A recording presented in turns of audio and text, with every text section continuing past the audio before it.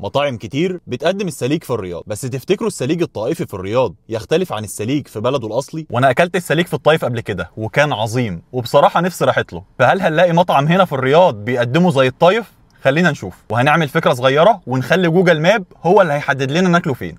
وانا حاليا في حي السويدي، فهنكتب في السيرش افضل سليق في السويدي، واول مطعم يظهر هنروحه على طول. اول مطعم ظهر اسمه مضغوط كيوف، واخد تقييمات عاليه. خلينا نشوف الاول عندهم سليق ولا لا. عندهم سليق، يلا بينا.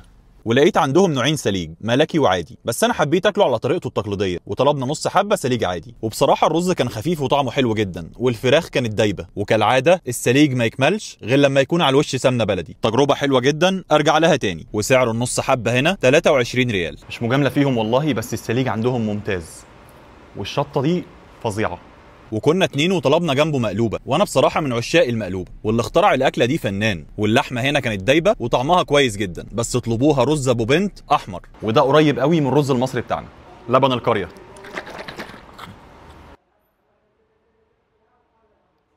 مطعم بصراحه ممتاز ويستاهل التجربه، ولما تطلبوا السليق خليه يزود لكم سمنه بلدي عليه.